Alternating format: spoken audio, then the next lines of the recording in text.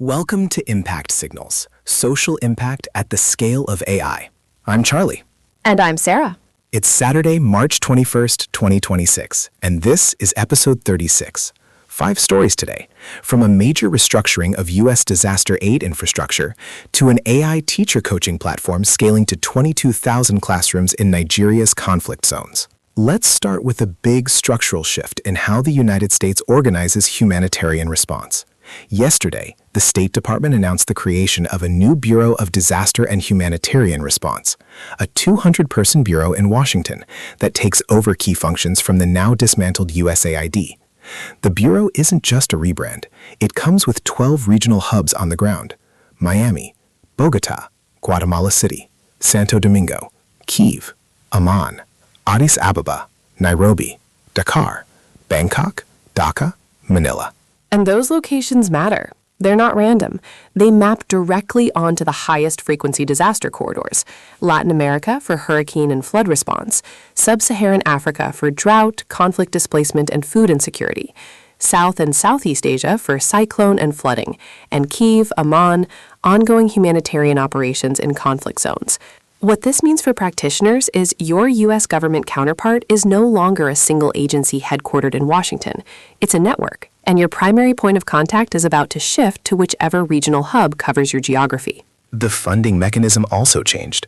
The administration previously announced a $2 billion contribution to the UN Office for the Coordination of Humanitarian Affairs, OCHA, through which U.S. assistance will now be channeled to specific groups and countries. That's a departure from the bilateral project funding model USAID operated. For AI tools and tech platforms built to integrate with USAID funding streams and procurement, digital identity, coordination software, data platforms, this is a moment to map your entry points against the new bureau structure. The hubs will run day-to-day operations. The Washington Bureau sets policy and coordinates across hubs. Knowing which hub covers your operating geography is now as important as knowing the DC policy landscape. Story 2. Agentic AI in Crisis Detection. On Tuesday, Dataminr-Crisis24 announced a multi-year strategic partnership to build what they're calling an AI-powered critical event management platform. Dataminr brings real-time intelligence, scanning social media, sensors, and open sources globally to detect emerging hazards. Crisis24 brings an established risk management platform used by major organizations worldwide. What's new is the agentic layer. Autonomous intel agents that don't just surface alerts. They generate live situational briefs and take actions without waiting for a human to ask the right question. This is the practical edge of agentic AI in humanitarian operations. Traditional crisis monitoring tools are query-driven. You set up alerts, you get pings. Agentic systems invert that. They're proactively building situational awareness, synthesizing across sources, and pushing structured briefs to decision makers. The gap between a detected signal and a response action, that latency, is where lives and assets are lost. If intel agents can compress that window from hours to minutes, the operational value is significant. The caveat is accountability. When an autonomous agent triggers a response action, pre-positioning resources, alerting field teams, initiating evacuation protocols, the question of who's responsible for a false positive isn't theoretical. Humanitarian organizations adopting agentic crisis tools will need governance frameworks that define the human-in-the-loop checkpoints before consequential actions are executed. That's right. And the practitioner action item here is to evaluate agentic tools not just on detection accuracy, but on the quality of their generated briefs and the transparency of their reasoning. Can you trace why the system flagged this event as critical? That traceability is what turns an agentic tool from a black box into a trusted operational asset. Story 3 is our recovery story for the week, and it's one of the most operationally grounded examples of humanitarian AI we've tracked this quarter.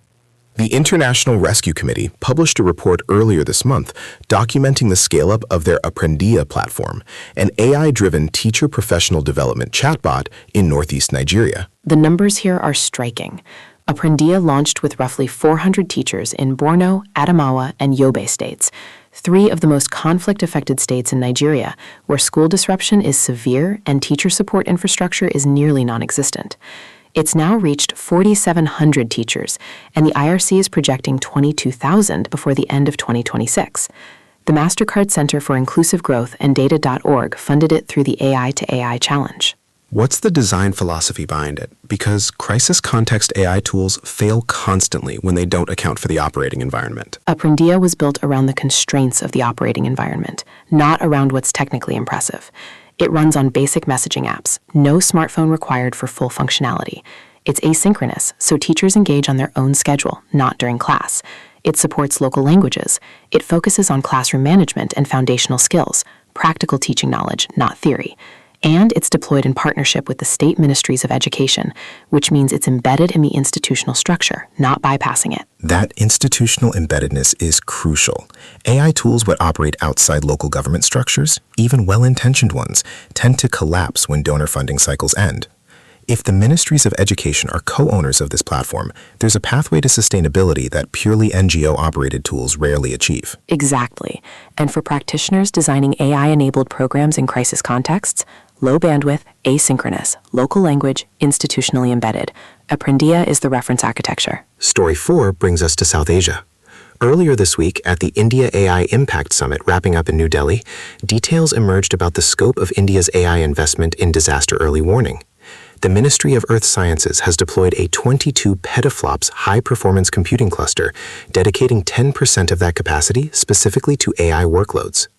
On top of that infrastructure, the India Meteorological Department is now running transformer-based neural networks for weather forecasting, delivering 18-day monsoon forecasts and 96-hour cyclone path predictions. The 96-hour cyclone path prediction is the number that matters most for preparedness planning.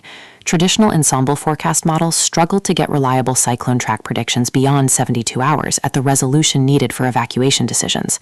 Going to 96 hours gives disaster managers another full operational planning cycle, enough time to coordinate with district authorities, mobilize transport, and communicate to communities that are harder to reach. And separately from the weather modeling, India has deployed 60 low-cost AI sensor stations across Himalayan landslide zones, achieving over 90% accuracy in detecting millimeter-level ground movements up to 3 hours before slope failure.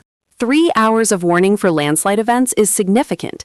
These are the disasters where warning time is historically measured in minutes. The key design principle here is the cost point, low-cost sensors plus machine learning rather than expensive traditional instrumentation. That's a model other mountainous developing nations, Nepal, Bhutan, parts of the Philippines, could potentially deploy at scale. Story 5 today rounds out our preparedness coverage and connects to the NOAA deployment that's been gaining operational traction since January. NOAA deployed 3 AI-driven global weather models in January, and the one generating the most attention from meteorologists and humanitarian weather users is HGEFS, the Hybrid Global Ensemble Forecast System. It's the world's first hybrid physics AI ensemble, meaning it combines a traditional physics-based model with an AI ensemble model, and consistently outperforms both when run separately. The efficiency story is staggering. NOAA's AI Global Forecast System produces a full 16-day global forecast using just 0.3% of the computing resources required by the traditional GFS. For reference, a full traditional GFS run requires significant supercomputing infrastructure. At 0.3%, you're in the range of what a well-resourced regional humanitarian organization could actually run independently, rather than depending entirely on National Meteorological Service outputs. Which matters because those national meteorological services are often the bottleneck. In many of the countries where humanitarian organizations operate, national weather services have limited capacity, slow update cycles, or political constraints on data sharing. If humanitarian actors can run downscaled AI forecast products themselves, they gain both speed and independence. The foundation is Google DeepMind's GraphCast model, fine-tuned on NOAA's own global data assimilation system analyses. For humanitarian weather teams, this is the architecture to watch. HGEFS is public infrastructure. The question is whether humanitarian organizations have the technical capacity and data pipelines to integrate it into operational anticipatory action triggers. Before we wrap, 2 dates to flag this week. Monday, March 24th, the AAAI Spring Symposium on AI plus Humanitarian Assistance and Disaster Response opens at Stanford. 3 days of academic to practitioner sessions specifically on field deployment of AI. And Friday, March 28th, RightsCon 2026 opens in Nairobi. Digital rights and AI governance for humanitarian data protection is on the agenda. That's Impact Signals for Saturday, March 21st, 2026. If this briefing is useful, subscribe wherever you get your podcasts. Check us out at impactsignals.ai and share it with someone working in the field. Stay ready.